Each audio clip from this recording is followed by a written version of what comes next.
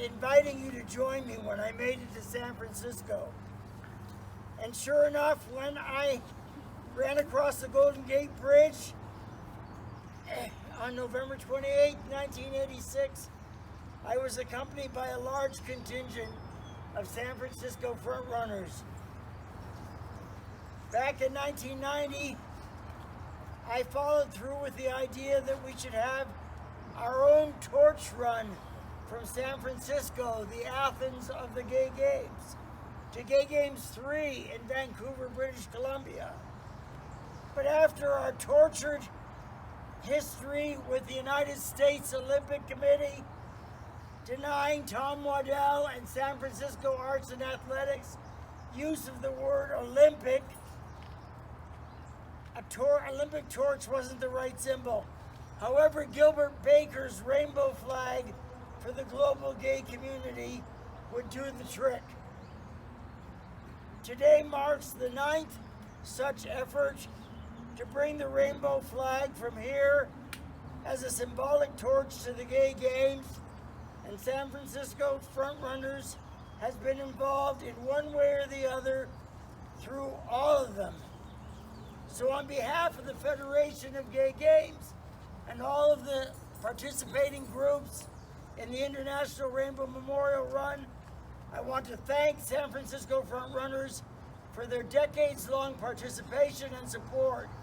And a huge thank you to Reggie Snowden for organizing the inaugural leg of the Rainbow Run to 2 simultaneous hosts for Gay Games 11 in 2 different hemispheres, Guadalajara and Hong Kong.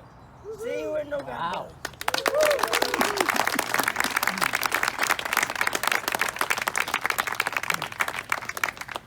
You guys are still doing your regular Saturday runs, but you're invited to join us for the runs that we're going to do. It's a shorter memorial run. Basically, the route is a little bit different than what you guys have probably seen. We are still going to run to the AIDS Memorial Grove for a brief ceremony, and then we're going to run to the opening of Kezar Stadium for a very brief ceremony and a retrospect of cities that Gay Games have been to. And then the last part we've changed up because there's a March for Life going on right now, or this morning at City Hall. So instead, we're going to reroute and hit the Visadero and go right and then end the run in the Castro instead, at James Warner Plaza, for the last portion of the ceremony. So City Hall's in a crappy neighborhood. afterwards, when you guys decide what runs you're doing, we're going to get a quick picture.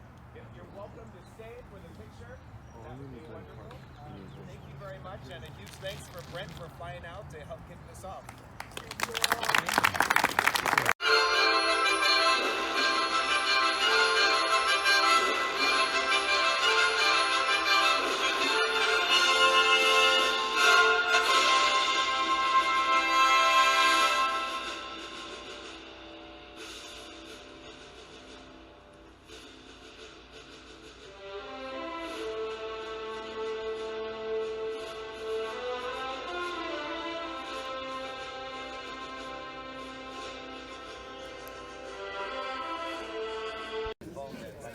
Or hold your tongue forever. So just the drivers. Yeah. And then, I don't like you guys. 4. All right, 2 more minutes until we start. 2 minutes. Reggie, I do have a couple things I want to say about the Grove. Son. Once again, thank you very much. If you guys have not been to AIDS Memorial Grove, is there anyone who has not been here? You will learn about it somewhat today. Please look it up. There's all kinds of great history here, which is why this is our first start. Where the games were born. Dr. Tom Waddell, a U.S. Olympic decathlete in Mexico City, 1968, had a vision of bringing the energy of the Olympics event to the LGBTQI community by creating a first gay Olympic Games. His hope was to bring together individuals from different backgrounds of experiences, and through participation and inclusion in these games, they would leave changed, empowered, and a more positive outlook. Thank you for being a part of this today. As we mentioned earlier, this is actually a groundbreaking year for the Federation of Gay Games with having 2 host cities of Gay Games. How many people here have actually been to Gay Games? I love it. So yeah, in November, it'll be in Guadalajara. It'll be in Hong Kong. I've already registered for Hong Kong because I've been working with that crew and the committees over there with putting on a great sports event. The facilities are amazing. We are in Guadalajara in November for the Federation AGA meeting and saw a handful of the facilities that also looked great. So I'm going to turn this right on over to Gene. We have an honorary lifetime member of the Federation of Gay Games, Gene DiMarti. He's right here. Hi, everyone. Just so you know who I am, my name is Gene Dermody. I'm from New York, New Jersey, NYU. I was a high school chemistry teacher and wrestling coach for 15 years. And then I moved to San Francisco, and I've been here 40 years. Yes, 40 years. You haven't lost the accent.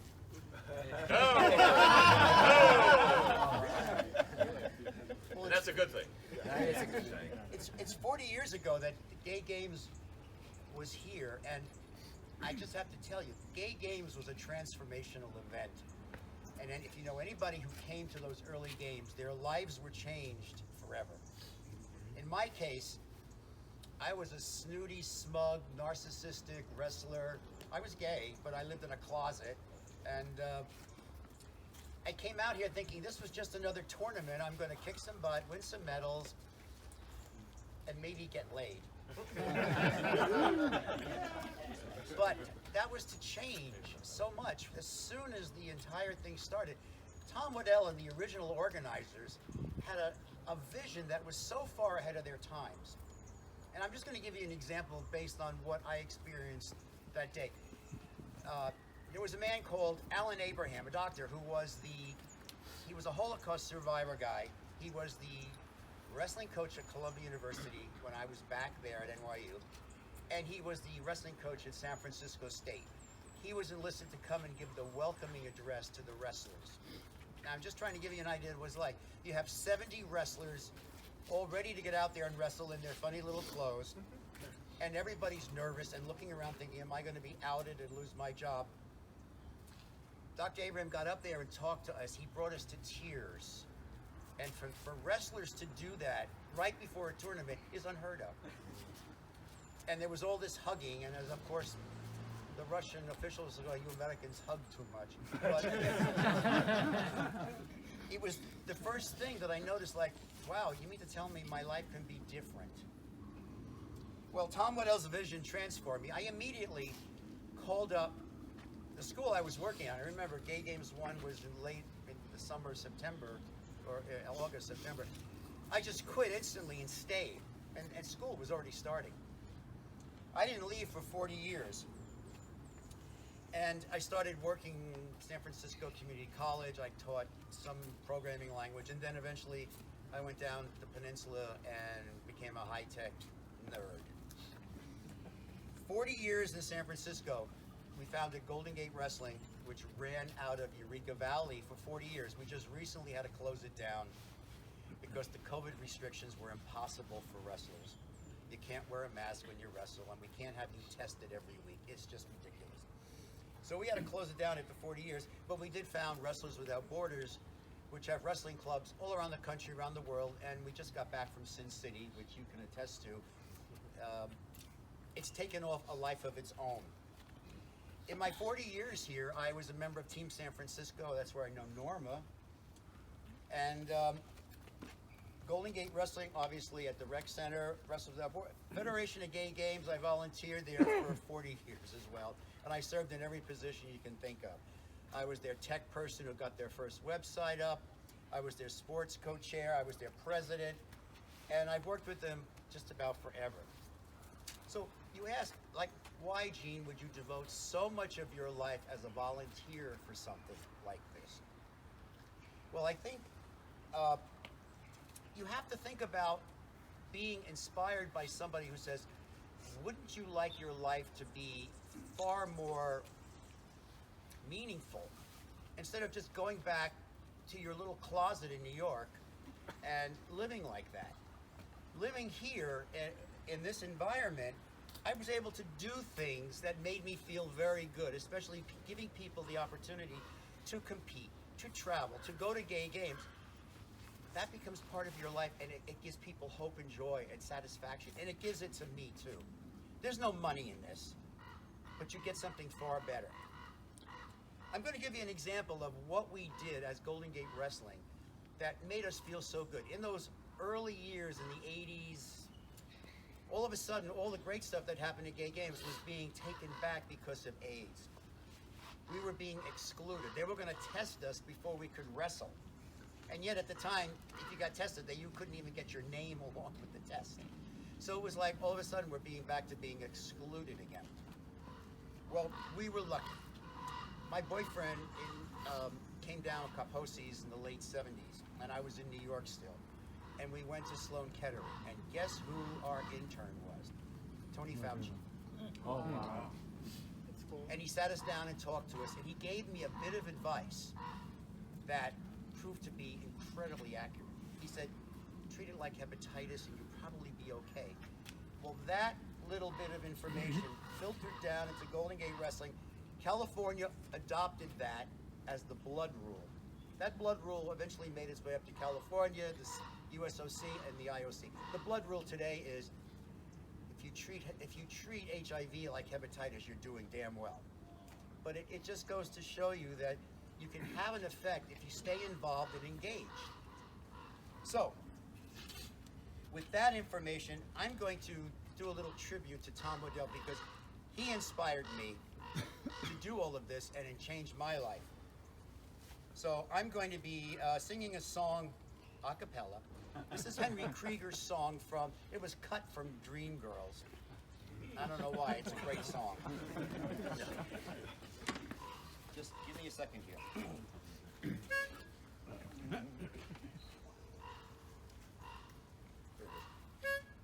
I was lost in dark confusion and thought I'd have to stay. You had to fight for your own bit of light, but you held it high to light my way. Now thanks to you, my friend, I can see this tunnel's end, and I'll repeat till my dying day.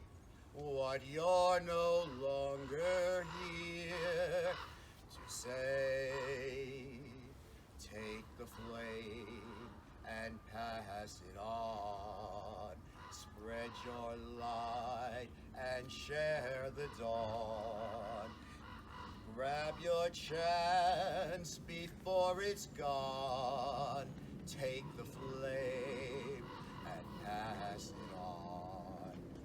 You lit up the night with a bold design. You set us ablaze and allowed us to shine. Your love was the spark we built upon. Take the flame and pass it on. Your light will shine no matter who tries to extinguish the flame. This light of mine will burn for you, so the world will remember your name. It's a whole new game, we'll stake our claim. The past is over and gone. Take the flame, take the flame, take the flame and pass it on. Spread your light and spare the dawn. Grab your chance before it's gone. Take the flame and pass it on. I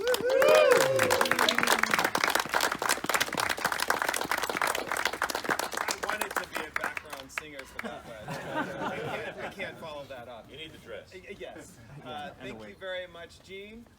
And for those of you that don't know, Norma Lopez is a delegate to Team San Francisco, or to the Federation of Gay Games, representing Team San Francisco. In case you guys don't know Norma. Yep, and now we're back to I Brent. won't be long. When I first ran the rainbow flag to the Gay Games, the AIDS Memorial Grove only existed as a dream and as an initiative. But ever since it became a reality and our permanent National AIDS Memorial, we have sought to include it in some way in the International Rainbow Memorial Run. The quadrennial journey of the rainbow flag as a symbolic torch to the Gay Games. Mother Nature was not so kind to our effort in 2010 to Gay Games 8 in Cologne, Germany. It was a very cold, foggy, and rainy February day here. I couldn't blame anyone for the poor turnout we had that day. Unfortunately, unbeknownst to me, as I ran the rainbow flag the mile from here to Kezar Stadium, the site of the opening and closing ceremonies for Gay Games 1 and 2, I was having my first of 4 heart attacks. Congresswoman Nancy Pelosi, who has been a stalwart supporter of the Grove, said on World AIDS Day in 2019, "May we find strength and comfort in our communities and in our shared desire to bring hope and healing to the millions of men, women, and children around the world living with HIV/AIDS. This disease is resilient and resourceful, ever mutating to escape destruction. We must be equally resourceful in our efforts to combat HIV/AIDS as we work to finally achieve an AIDS-free generation." Thank you, Nancy.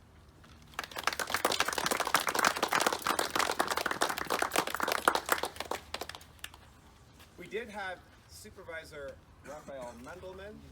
He's right here. I don't know if you guys saw. I was looking all around thinking, there he is. Native of San Francisco on his 2nd term as District 8 Supervisor. Yeah. We're proud to have Supervisor Raphael Mendelman. Well, I'm here to just, I think you're getting more civic goodness at the end from Scott and maybe Matt Dorsey as well. But I wanted to be here for this leg of your journey. And I think it's really, this spot is always really poignant. And I think and it makes me then, you know, I've said this before, but I've been struck, I am continually struck by the ways in which tragedy and joy are interwoven in our queer history. And Jean talked a little bit, I think, about this, but the irony of the Gay Games starting in the same year that AIDS got its name, as just the beginning, sort of, just a very few people were beginning to notice something is going on. There's a problem here. In the wake of, you know, Milk's election in 1977, followed by his assassination in 1978, just throughout, you know, we win and we have things to celebrate and we do great things and have fun, and at the same time are sort of getting smacked across the face with these, you know, challenges. And so many of the folks who participated in that first, you know, Gay Games and subsequent games, you know, wouldn't make it through the AIDS epidemic. So this is a great place to be and to think about that. But I, as someone who was 9 years old when Jean was, you know, and others were beginning the sort of the Gay Games, and also constantly grateful because the fact that folks didn't, you know, go back to the closet, you know, made a real difference for a 9-year-old. I moved to San Francisco when I was 11, so I was still in Laguna. I was a 9-year-old in Laguna Beach at the time, but you know, a lot of us have benefited from the fact that people, even in the midst of all that tragedy, you know, we're still going to have fun and be out and be loud and proud. So thank you. Thanks to everyone who's been involved all these years, and thanks, Reggie, for getting everybody organized and making us show up, and all the people who are carrying the flags. And you must be freezing because I'm really cold. So I think you can keep running again.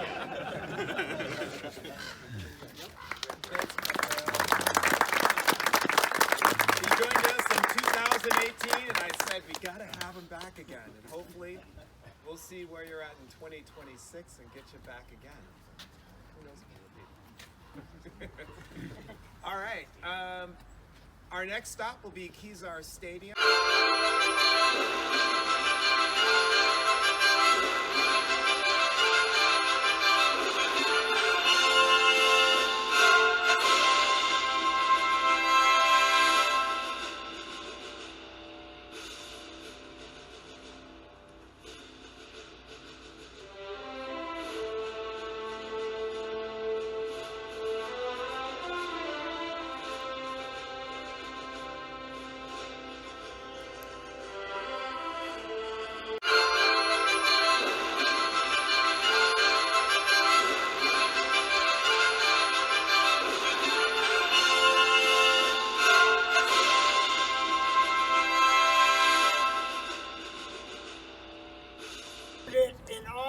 1986 as I finished my fastest marathon at the end of Gay Games 2.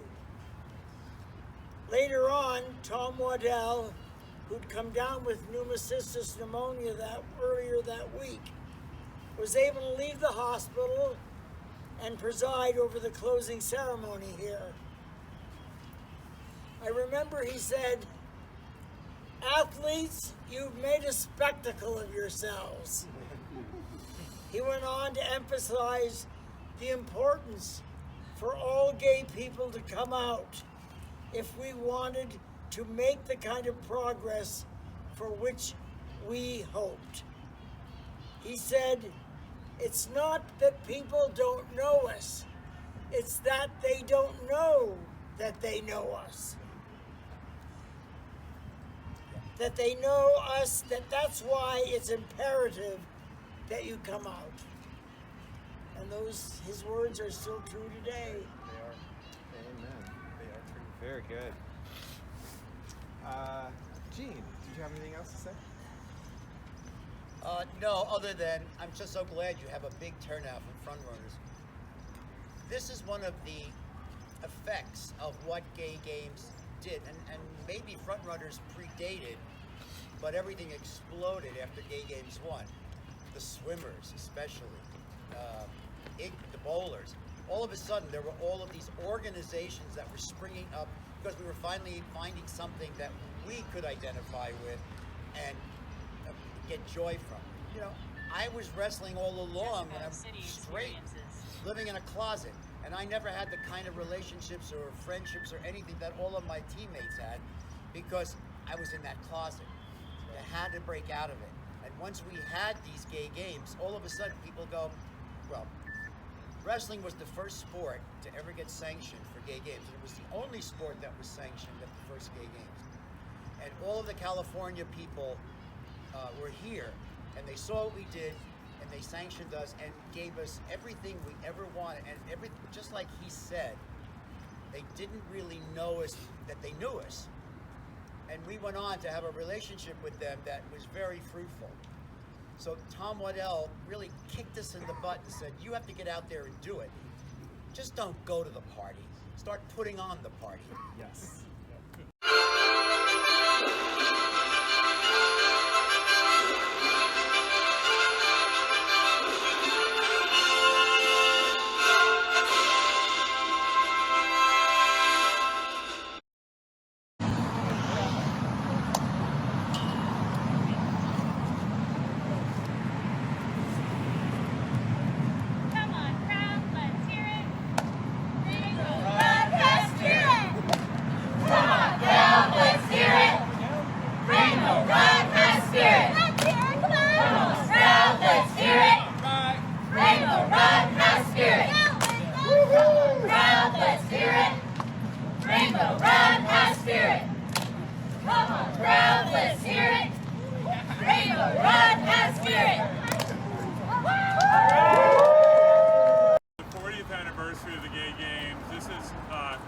This is really important. When you look at where we were as a community when the Gay Games started in 1983, that was a pretty dark time for our community, particularly here in San Francisco and everywhere. And it was not so clear what the future was for our community. So many people were getting sick, so many people were dying, and this was an organization and effort that really showed our community hope for the future. That we were not just going to crawl up into a ball and go away, that we were going to fight for our community's future. And look where we are 40 years later. We still have problems, and there are still fights happening. There are people who are trying to crush us into the ground. And once again, we're not going anywhere. And Gay Games really does give our community continual hope. And also, this is so important in all of the LGBTQ sports leagues. This is a way for people in our community to feel connected, because it's easy, especially in a big city, to become disconnected and to feel like there's nowhere for you. And this is an amazing, amazing community that helps lift people up, keeps people healthy, and again, gives us hope. So thank you so much for everything you do. I'm excited about 40 years. I'm really jealous of everyone who's going to be in Mexico City and Hong Kong. So congratulations. And Brett, I want to give you a long overdue recognition, a certificate of recognition from the California State Senate. So thank you, everyone.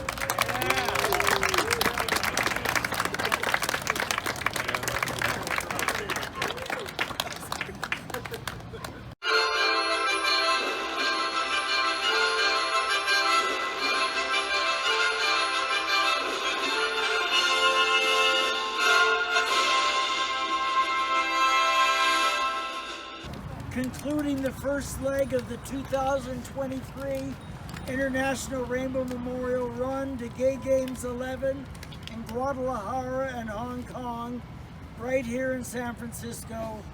This corner is akin to Stonewall and Sheridan Square, where we will finish the New York leg of this year's Rainbow Run.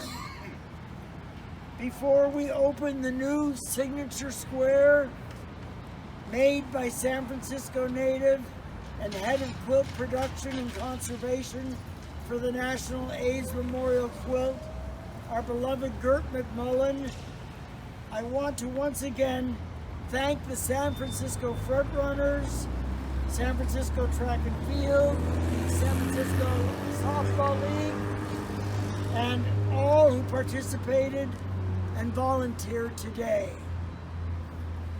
Our heartfelt thanks to the National AIDS Memorial, the AIDS Memorial Grove, and the AIDS Memorial Quilt, our benefactor, the Keith Haring Foundation, and all of our partnering organizations, especially International AIDS Prevention Initiative and the ERC Consultants, GMHC, the Federation of Gay Games, and the filmmakers of For the Love of Friends, the documentary about the American Run for the End of AIDS and my work to end AIDS.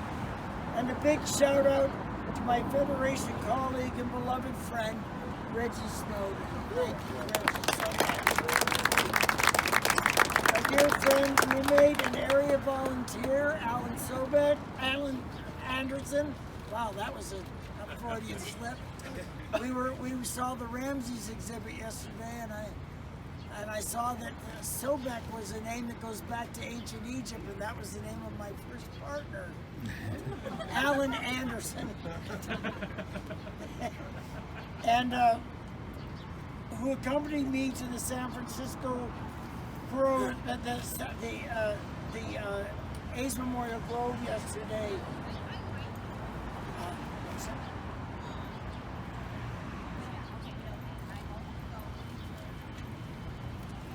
At the hemophiliac circle, I discovered these words etched into the granite etched into the granite there that could also apply quite appropriately to the entire AIDS crisis. Our hearts bled from love, pain, and suffering, from fear and isolation. We battled on the fringe. Warriors fighting stigma, ignorance, and inaction. We came together as families, communities, and fierce friends to build community and protect one another. We felt betrayal. We learned resilience, and we promise this will never happen again. Here, here. The International Rainbow Memorial Run is committed to AIDS and breast cancer prevention. For the Love of Friends, our documentary film that I hope you will be able to see on your PBS stations this June for Pride Month.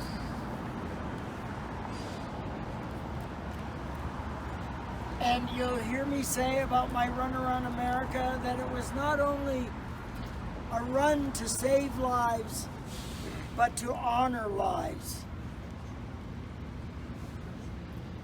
Originally, I ran the rainbow flag in memory of Keith Haring and Tom Waddell, Olympic decathlete and founder of the Gay Games. Over the years, we've added to the list. It now includes Gilbert Baker, the creator of the rainbow flag, Rick Peterson, Federation of Gay Games honorary life member, and the first male co-president of the Federation.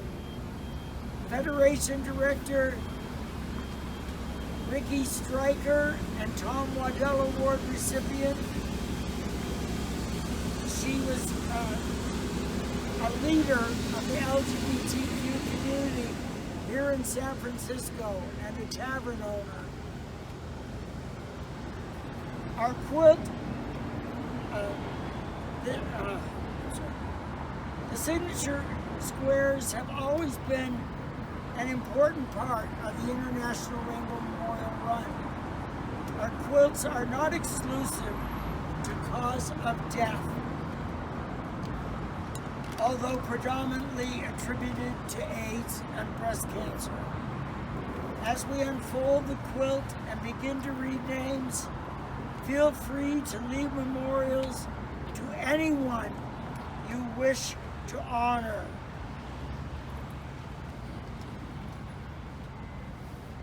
And to remember.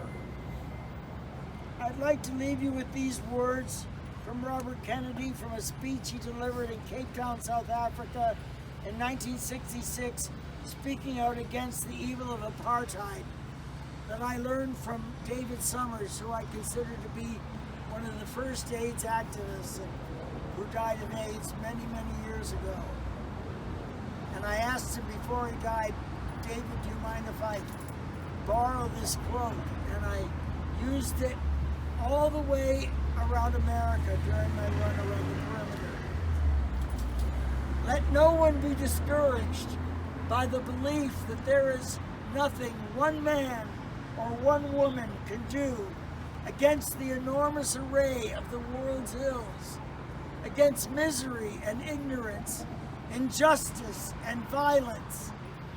Few of us will have the greatness to bend history itself, but each of us can work to change a small portion of events, and in the total of all those acts will be written the history of this generation.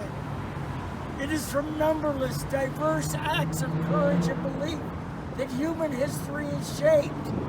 Each time a man or a woman stands up for an ideal or strikes out against injustice, he or she sends a tiny ripple of hope, and crossing each other from a million different centers of energy and daring, those ripples build a current that can sweep down the mightiest walls of oppression and resistance. God bless you all for being here today.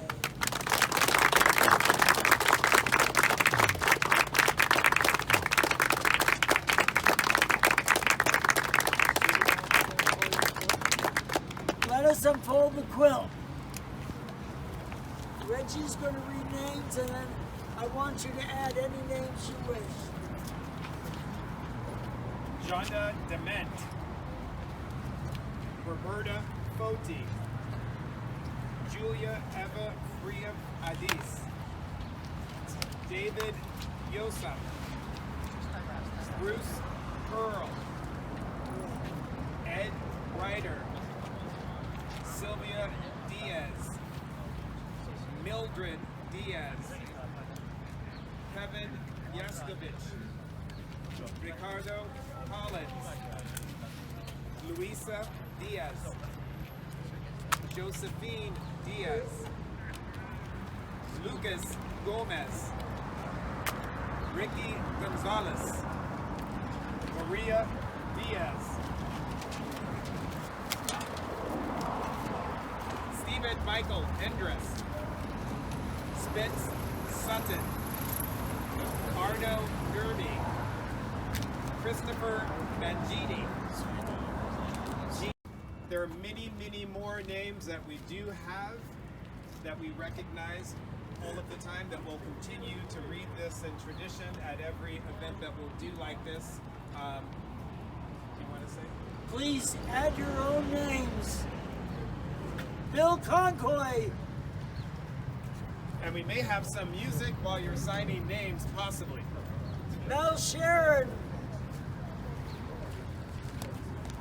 Alan Sobek.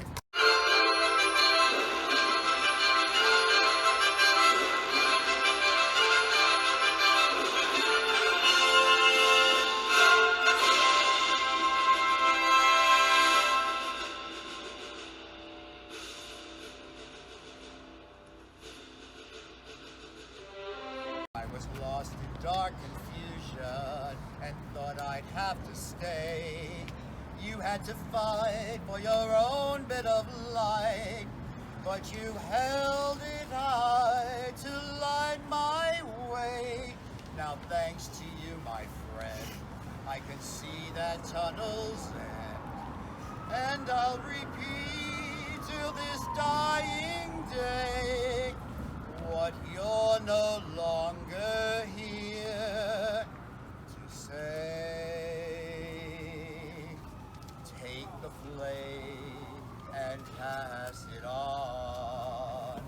Spread your light and share the dawn. Grab your chance before it's gone. Take the flame, pass it on. You lit up the night, the mold is on. You set us aflame and allowed us to shine. Your spark was the start we built upon. Take the flame, pass it on. Your light will shine no matter who tries to extinguish the flame. This light of mine will burn for you, so the world will remember your name. It's a whole new game, let's stake our claim. The past is over and gone. Take the flame, take the flame, take the flame and pass it on. Spread your light and share the dawn. Grab your chance before it's gone. Take the flame and pass it on.